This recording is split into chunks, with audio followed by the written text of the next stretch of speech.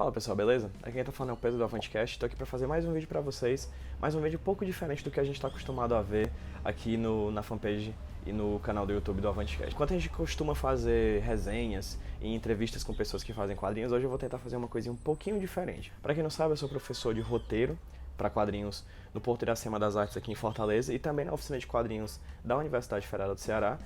E venho, durante algum tempo, escrevendo para o site Tapioca Mecânica, tapiocamecanica.com.br, eu venho escrevendo sobre a linguagem dos quadrinhos, numa coluna chamada Quadrinhos à Mídia. Acontece que esse conteúdo que eu estou fazendo para vocês agora ia inicialmente ser um podcast, certo? Eu tinha tido a ideia de perguntar para alguns alunos e companheiros de trabalho da área de quadrinhos sobre algumas perguntas que eles poderiam ter relacionados a HQ, e eu ia gravar um podcast sobre isso, mas eu acabei conversando com a Amanda. Pra quem não conhece, a Amanda é a minha namorada, e ela deu a ideia, olha, por que tu não faz um vídeo sobre isso? E aí eu gravei o podcast inteiro, gravei quase 40 minutos de papo, e depois que eu me dei conta do que ela tinha dito, foi que eu percebi, realmente fazer em vídeo talvez seja mais interessante do que fazer em podcast, porque aqui pelo menos eu tenho um apoio visual, né, que aí a gente pode trabalhar um pouco mais dessas questões relacionadas à linguagem dos quadrinhos, talvez até melhor do que o próprio podcast. Eu vou tentar fazer um meio termo, vou tentar fazer podcast, vou tentar fazer vídeo, até porque eu acho que vídeo é uma coisa bem trabalhosa, só pra ajeitar a câmera e pra começar a gravar eu demorei um bom tempo. Eu vou tentar fazer da melhor maneira possível, cada um conteúdo diferente para cada mídia que eu escolher falar sobre a linguagem dos quadrinhos. Hoje a gente vai falar sobre, vai tentar responder a pergunta do Gabriel Monte, que é um monitor da oficina de quadrinhos da UFC. A pergunta dele foi a seguinte: como fazer a adaptação de um musical com coreografia sincronizada com a música para a linguagem quadrinística? Bem, eu vou tentar pegar essa pergunta e vou tentar ampliá-la para falar sobre um tema que eu já tinha abordado, inclusive, no post escrito do site Tapioca Mecânica, que são as questões relacionadas à música e quadrinhos. Antes de qualquer coisa, é bacana a gente pensar que quadrinhos é uma arte visual, é uma mídia visual. A gente costuma dizer que quadrinhos são uma linguagem verbovisual, né? Quem chegou a ler a carta que, por exemplo, Michel Temer escreveu para Dilma, vai perceber que ele começa a carta dizendo que verba volante, scripta manente.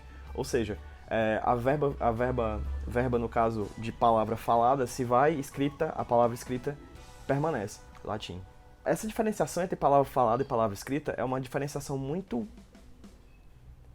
complicada de se fazer nos quadrinhos.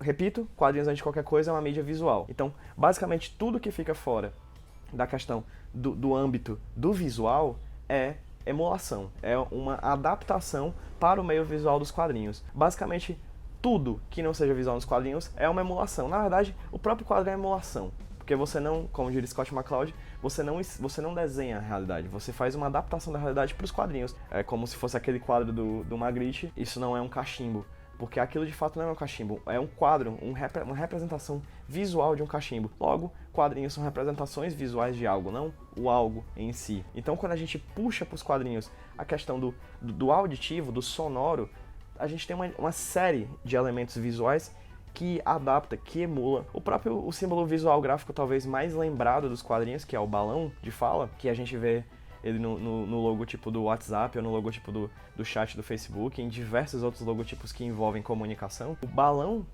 de fala, ele por si já é uma emulação de algo que não pode existir nos quadrinhos, que é o som. Que questão essa adaptação traz para os quadrinhos? Os quadrinhos são uma mídia puramente sinestésica. O que é sinestesia? Sinestesia é uma figura de linguagem e às vezes até um caso clínico onde a gente mistura formas sensoriais diferentes. Existem pessoas que de fato veem coisas, visualizam sinais luminosos quando ouvem música. Uma das coisas bacanas, por exemplo, que a gente tem sobre a sinestesia visual é quando a gente fala comumente sobre cores quentes e cores frias, né? A gente fala sobre vermelho, amarelo e laranja como cores quentes e falar de roxo, azul como cores frias. Cores não tem temperatura. Temperatura é uma sensação tátil, cor é um estímulo visual. Então, quando a gente mistura o sonoro com o visual, o tátil com o palatável com o sonoro e coisas do gênero, a gente está fazendo uma coisa sinestésica, misturando sensações, misturando sentimentos diferentes, misturando sentidos diferentes. Então, quando a gente tem um quadrinho que ele é visual, mas que ele traz uma representação visual do som, seja através do balão, seja através do recordatório, ou seja através até das famosas onomatopeias, a gente tem um caráter sinestésico aí. Disso a música não foge. Existem músicas que são adaptadas para dentro dos quadrinhos de maneira sinestésica. Acredito eu que vocês já devem ter assistido aquele filme chamado Ratatouille, da Disney, da Pixar. No Ratatouille a gente tem uma cena sinestésica, quando os personagens comem. De um lado um personagem comendo um pedaço de queijo ou coisa do gênero, e do lado formas luminosas que dão a ideia visual do gosto. O cinema não é palatável. O palatável é a comida. O cinema ele é áudio visual. Ele não pode dar o gosto, mas ele pode dar a ideia de gosto através de uma estratégia visual. O Paulo Ramos, um teórico aqui do Brasil, ele fala, e eu concordo com ele plenamente, que os quadrinhos estão muito mais perto do cinema do que da própria literatura. Bem, a forma de representação musical que mais me vem à mente no momento nos quadrinhos, que é a mais comum, é aquela onde a gente tem um personagem cantando dentro do balão. A gente tem tanto a letra da música quanto as notas musicais, para dar a ideia de que aquele tipo de balão ele tem uma entonação diferente do que a gente está acostumado a ver nos outros balões que são falados. Então a gente já tem ali uma diferenciação entre o balão cantado e o balão falado. Eu já vi isso, por exemplo, num quadrinho nacional chamado Argos, com o roteiro do Léo Martinelli e com o desenho do Rafael Salimena. Vocês podem perceber que o quadrinho, em algum momento, a personagem ela tá falando e segundos depois ela tá começando a cantar. A diferença básica entre o balão de um quadro e o balão do outro é a colocação das notas musicais. Isso já quer dizer que a entonação da personagem de um quadro 1 para um quadro 2, ela já muda. Ela não está mais falando, ela está cantando. Isso a gente pode ver também no próprio Perpétuo Mobile, do carioca Diego Sanches, e ambos estão com balões e somente uma cifra, uma nota musical dentro do balão. Então, o que é aquilo? É um assobio? É um beatbox? É uma letra que está sendo omitida e vocês que estão cantando e a gente não está conseguindo ter acesso? Não tem como saber. O quadrinho ele é fechado a partir do momento que o consumidor fecha a história para ele. É nesse momento que o próprio leitor coloca a sua abordagem em cima da imagem, em cima da imagem que ele está vendo. Além disso, a gente tem outras formas de colocar a música dentro dos quadrinhos. Na verdade, existem infinitas formas de colocar a música dentro dos quadrinhos. Isso vai de cada autor e de cada obra. O Muro, uma graphic novel muito bonita, lançada aqui no Brasil pela Nemo. Nela a gente tem faixas com notas musicais colocadas em sequência e um asterisco. Aí, o asterisco ele vai direto para baixo do balão, do quadro, e debaixo do quadro tem um asterisco dizendo que música é aquela que está tocando. Ou seja, é um elemento quase como se fosse uma nota de rodapé de um livro. A gente tem a música e somente depois que a gente tem acesso a que música é aquela a partir de um asterisco no final da página. No caso é uma música da Lena Nine Night Luftballons, é uma música em alemão, que eu acho muito boa, inclusive. Já em uma das HQs da Morte, por exemplo, personagem criada pelo Neil Gaiman para o universo do Sandman, a gente tem uma das personagens cantando uma música. A música, ela fica em requadros entre quadrinhos onde a personagem que canta aparece, e os requadros aqui trazem a música. Quando a personagem fala, existe um balão. Quando ela canta, a gente tem um fundo preto com a letra em cima desse fundo preto da música, para dar a ideia de que, sei lá, a personagem, quando ela canta, ela está em outro momento. Basicamente, todo artista tem uma maneira diferente de fazer música dentro dos seus quadrinhos. Existem muitos quadrinhos, inclusive, que falam sobre música, né? Exclusivamente sobre música. E é interessante a gente abordar esses quadrinhos porque eles, de certa forma, eles trazem diversas maneiras dentro do próprio quadrinho de falar da própria música. Por exemplo, Scott Pilgrim, do Brian Lee O'Malley. É uma história de um personagem que toca baixo em uma banda. A gente tem, em diferentes momentos da trama, diferentes maneiras da música ser representada. Logo no comecinho da HQ, a gente tem um trecho em que os personagens estão tocando uma música, a banda está tocando uma música e tem uma namorada do Scott Pilgrim assistindo. Enquanto eles tocam essa música, a gente tem a letra e a gente tem as cifras, né? G, C, D, se eu não me engano, que são elementos que mostram como notas musicais para você fazer num violão. Ou seja, e dentro do próprio quadrinho a gente tem um recordatório mostrando como é que você toca a música.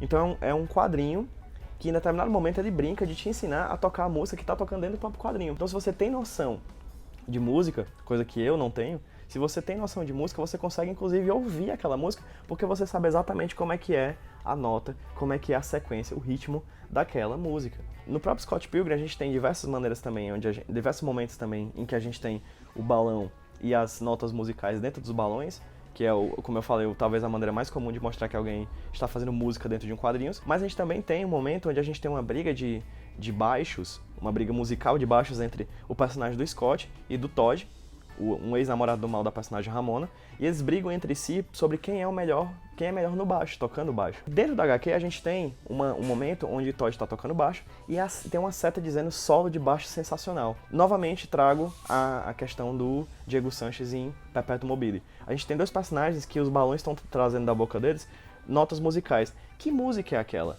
Nós não sabemos. Somos nós que colocamos o teor em cima do conteúdo que está sendo posto ali pelo autor. No caso do Scott Pilgrim, esse solo de baixo sensacional que está sendo mostrado através da seta, nós não temos acesso também ao que é aquilo. O que diabos é esse solo de baixo sensacional? Na minha cabeça, fã de Red Hot Chili Peppers, essa música, esse solo de baixo sensacional é um solo do Flea, que é o baixista do Red Hot Chili Peppers. Mas, de fato, a gente não tem acesso ao que é exatamente essa música. O que muda completamente quando a gente vai pro filme do Scott Pilgrim. A adaptação do Scott Pilgrim, a gente tem uma briga de baixo também entre o Scott e o Todd. E é bacana porque a gente percebe ali que, como o cinema eu falei anteriormente, é áudio, visual, ou seja, ele é sonoro e visual, a gente tem, sob a direção do Edgar Wright, excepcional, por sinal, um excelente filme, uma excelente adaptação, a gente tem a briga dos dois, enquanto eles tocam diversas clavas de notas musicais saindo dos seus instrumentos e batendo entre si e fazendo uma cena de luta de música. A forma mais interessante que eu vejo de um quadrinho adaptando uma música esteja em V de Vingança. Dentro da HQ a gente tem um trecho, na verdade o começo do segundo tomo da HQ, o segundo capítulo da HQ, chamado Este Vil Cabaré. A gente tem um momento em que a gente está lendo a HQ, né? A HQ é na vertical, a gente está nas páginas uma atrás da outra, e no comecinho do segundo tomo da HQ a gente tem que virar na horizontal, porque a página é disposta dessa maneira. Por que ela é disposta na horizontal? Porque a gente tem